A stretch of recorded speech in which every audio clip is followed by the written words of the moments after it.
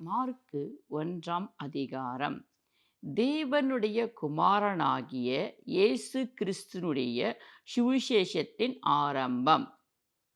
இதோ நான் என் தூதனை உமக்கு முன்பாக அனுப்புகிறேன்.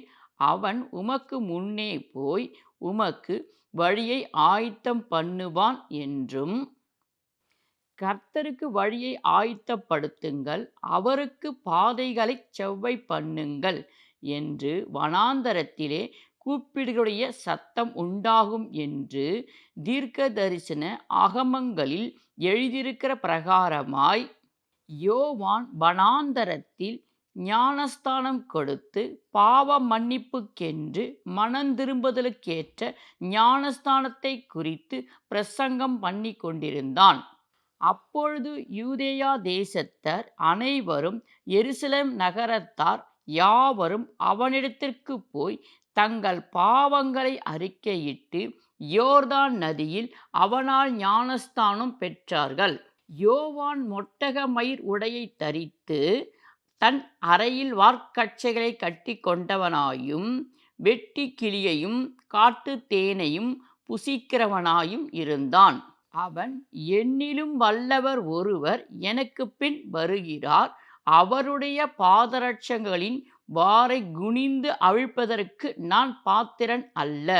நான் ஜலத்தினால் உங்களுக்கு ஞானஸ்தானம் கொடுத்தேன், அவரோ பரிசுத்த ஆவியினால் உங்களுக்கு ஞானஸ்தானம் கொடுப்பார் என்று பிரசங்கித்தான்.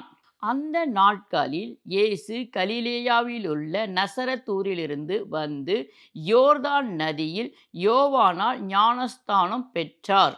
அவர் ஜலத்திலிருந்து கரையேறின உடனே வானம் திறக்கப்பட்டதையும் ஆவியானவர் புறாவைப் போல் தம்மேல் இறங்குகிறதையும் கண்டார். அன்றியும், நீர் என்னுடைய நேசகுமாரன், உம்மில் பிரியமாயிருக்கிறேன் என்று வானத்திலிருந்து ஒரு சத்தம் உண்டாயிற்று. உடனே ஆவியானவர் அவரை வனாந்தரத்துக்கு போகும்படி ஏவினார். அவர் வனாந்தரத்திலே 40 நாள் இருந்து சாத்தானால் சோதிக்கப்பட்டு அங்கே காட்டு மிருகங்களின் நடுவிலே சஞ்சரித்து கொண்டிருந்தார். தேவ தூதர்கள் அவருக்கு ஊழியம் செய்தார்கள்.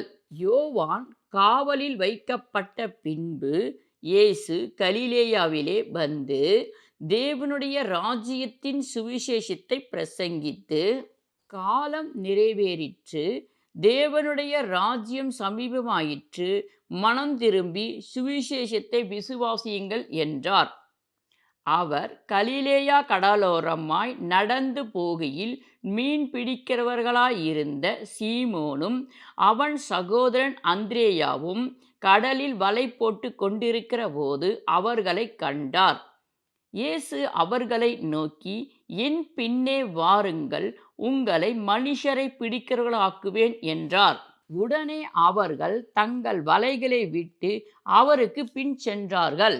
அவர் அவ்விடம் விட்டு சற்று அப்புறம் போனபோது செபெதேயுவின் குமாரன் யாக்கோப்பும் அவன் சகோதரன் யோவானும் படவிலே வலையை பழுது பார்த்து கொண்டிருக்கிறதைக் கண்டு உடனே அவர்களையும் அழைத்தார். அப்பொழுது அவர்கள் தங்கள் தகப்பனாகிய செபெதேயுவின் கூலியாட்களோடு படவிலே விட்டு அவருக்கு பின் சென்றார்கள். பின்பு கப்பர்நாகுமுக்கு போனார்கள். உடனே அவர் ஓய்வு நாளில் ஜெப ஆலயத்தில் பிரவேசித்து போதகம் பண்ணினார். அவர் வேதபாரகரைப் போல போதியாமல் அதிகாரமுடையவராய் அவர்களுக்கு போதித்தபடியினால் அவருடைய போதகத்தை குறித்து ஜனங்கள் ஆச்சரியப்பட்டார்கள். அவர்களுடைய ஜெப ஆலயத்திலே அசுத்த ஆவியுள்ள ஒரு மனுஷன் இருந்தான். அவன், ஐயோ, நசரனாகிய இயேசுவே, எங்களுக்கும் உமக்கும் என்ன? எங்களை கெடுக்கவா வந்தீர்? உம்மை இன்னார் என்று அறிவேன், நீர் தேவனுடைய பரிசுத்தர் என்று சத்தமிட்டான். அதற்கு இயேசு, நீ பேசாமல் இவனை விட்டு புறப்பட்டு போ என்று அதை அதட்டினார்.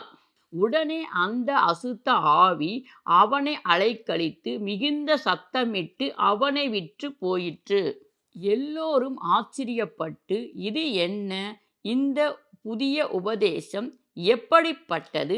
இவர் அதிகாரத்தோடே அசுத்த ஆவிகளுக்கும் கட்டளையிடுகிறார், அவைகள் இவருக்கு கீழ்ப்படுகிறதே என்று தங்களுக்குள்ளே ஒருவரோடு ஒருவர் சொல்லிக் கொண்டார்கள்.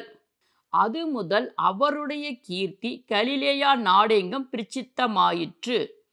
உடனே அவர்கள் ஜெப ஆலயத்தை விட்டு புறப்பட்டு யாக்கோப்போடும் யோவானோடு கூட சீமோன் அந்திரேயா என்பவர்களுடைய வீட்டில் பிரவேசித்தார்கள்.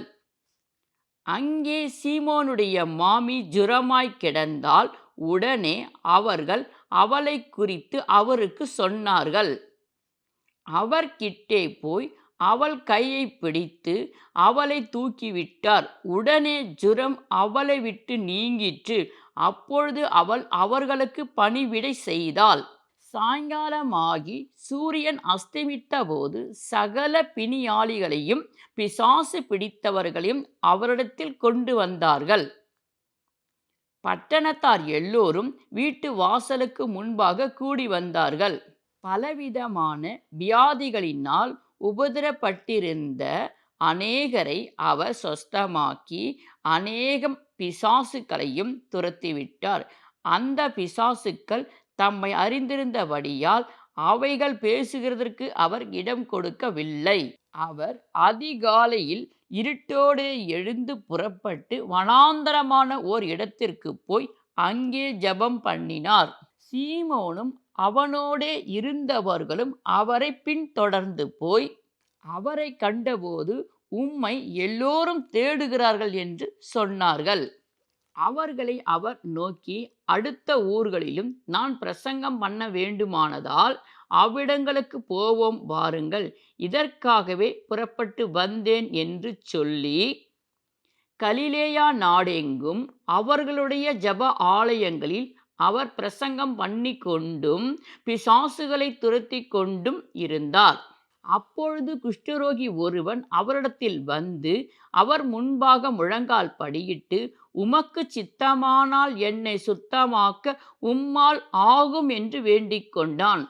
இயேசு மனதுருகி கையை நீட்டி அவனை தொட்டு, எனக்கு சித்தமுண்டு, சுத்தமாகு என்றார். இப்படி அவர் சொன்ன உடனே குஷ்டரோகம் அவனை விட்டு நீங்கிற்று, அவன் சுத்தமானான். அப்பொழுது அவர் அவனை நோக்கி, நீ இதை ஒருவருக்கும் சொல்லாதபடிக்கு எச்சரிக்கையாயிரு. ஆயினும் நீ போய் ஆசாரியனுக்கு உன்னை காண்பித்து, நீ சுத்தமானதின் மித்தம் மோசே கட்டளையிட்டிருக்கிறவைகளை அவர்களுக்கு சாட்சியாக செலுத்து என்று கண்டிப்பாய் சொல்லி உடனே அவனை அனுப்பிவிட்டார். அவனோ புறப்பட்டு போய் இந்த சங்கதி எங்கும் விளங்கும்படியாக பிரசித்தம் பண்ணத் தொடங்கினான். அதனால் அவர் வெளியரங்கமாய் பட்டணத்தில் பிரவேசிக்க கூடாமல் வெளியே வனாந்தரமான இடங்களில் தங்கியிருந்தார். எத்திசையிலும் இருந்து ஜனங்கள் அவரிடத்திற்கு வந்தார்கள்.